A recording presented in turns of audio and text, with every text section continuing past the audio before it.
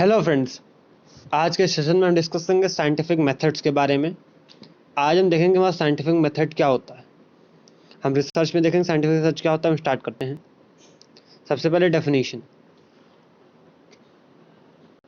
Scientific methods are defined as controlled systematic investigations that are rooted in objective reality and that aim to develop general knowledge about natural phenomena।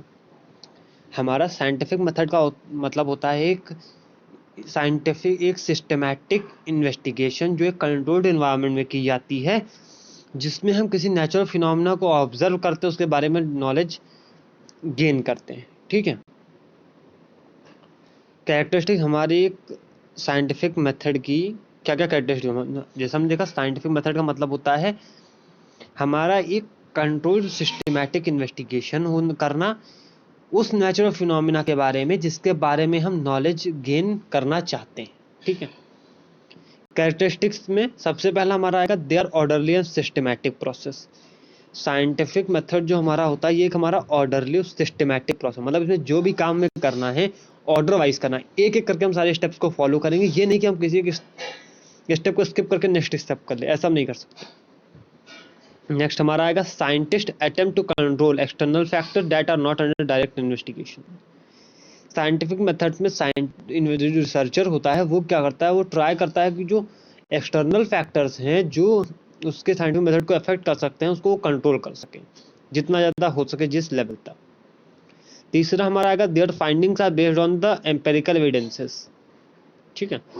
चौथा हमारा findings can be generalised, मतलब हमारी जो भी research की scientific method की findings आएंगी उसको हम पूरी पॉपुलेशन पे अप्लाई कर सकते हैं।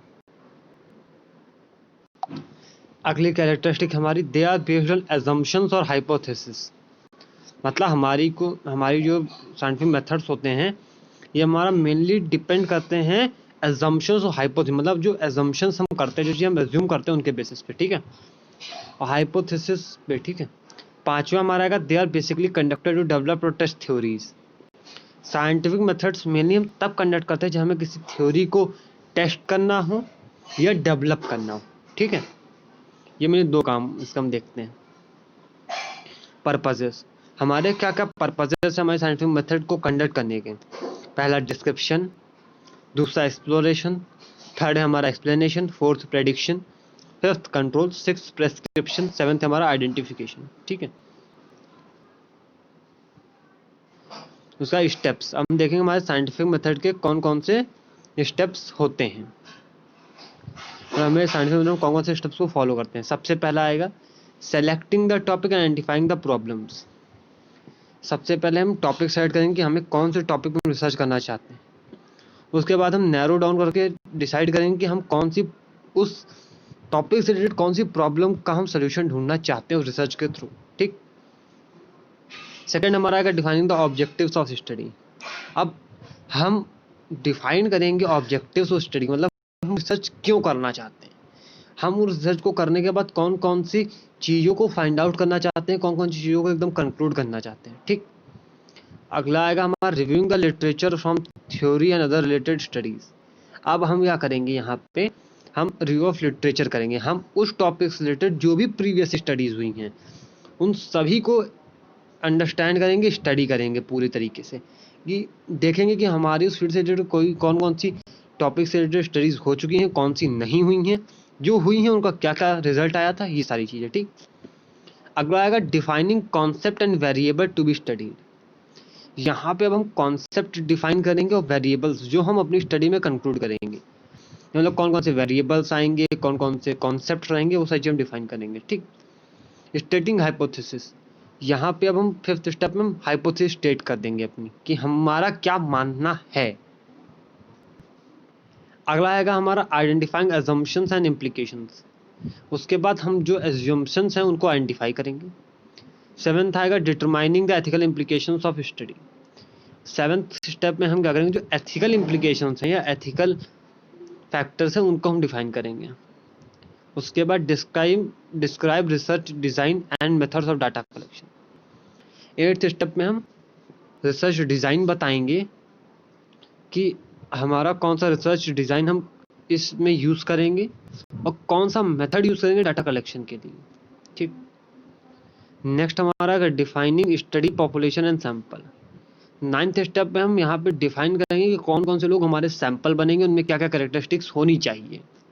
ठीक है, 10th स्टेप आएगा हमारा planning data analysis and discussion. उसके बाद हम डाटा जो कलेक्ट किया है, डाटा कलेक्ट करेंगे अपने सैंपल से, उसको एनालिसिस के लिए हम प्लानिंग करेंगे। उसके बाद 11th स्टेप में हम डाटा कलेक्ट करेंगे। डाटा कलेक्ट के बाद हमने प्लानिंग पहले ही कर ली थी एनालिसिस की, अब यहाँ पे उसका हम एनालाइज करेंगे और इंटरप्रेट करेंगे उस डाटा को। इंटरप्रेट करने के बाद उस डाटा को हम कम्युनिकेट करेंगे, दूसरे लोगों तक पहुँचाएंगे। ठीक है, लिमिटेशंस और हमारे साइंटिफिक मेथड में कौन कौन सी लिमिटेशंस हैं, मतलब कौन कौन से हमारे रेस्ट्रिक्शंस हैं। पहला आएगा मॉरल और ethical problem. Most nursing studies would require humans as the subject of their research. Reliable scientific data cannot always be collected. For experiment, humans are used, causing moral or ethical problem. हमारा जो भी researches हम mainly nursing में करते हैं, उनमें हमारा जो सब्जेक्ट होते हैं वो हमारे ह्यूमन बींग्स होते हैं, और ह्यूमन बींग को कंक्लूड करने का मतलब होता है उनके एथिक्स को फॉलो करना पड़ेगा, उनके किसी भी राइट को हम डिस्ट्रॉय ना करें। ठीक है, अगला हमारा आएगा human complexity. Human behaviour is complicated, subtle and varied. When it is studied by other human beings, some biasness can be seen. ठीक है,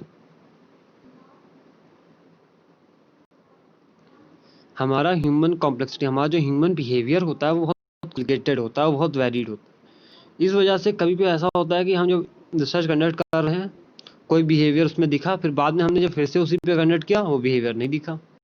ठीक है, तो बहुत ही ज़्यादा ये वेरिड होता है। नेक्स्ट हमारा आएगा measurement problems. Different aspects of human behavior are psychological in nature which cannot be accurately measured. All the people do not behave in the same way in similar circumstances. ठीक है, measurement problem का मतलब है कि human behaviour को major करना बहुत ही ज़्यादा प्रॉब्लमेटिक है, और हर ह्यूमन बीइंग का एक ही सर्कमस्टांसेस में सेम बिहेवियर होना एकदम इम्पॉसिबल है। ठीक है, चौथा हमारा आएगा external variable control problem. Scientific studies conducted on humans may have a limitation of weak or no control over external variables in scientific activity. ठीक है, हमारा एक्सटर्नल वेरिएबल्स कंट्रोल होना चाहिए, वो जरूरी है। आज के सेशन में हमने डिस्कस किया साइंटिफिक मेथड के बारे में। हम यहाँ पे सेशन को एंड करते हैं। Thank you.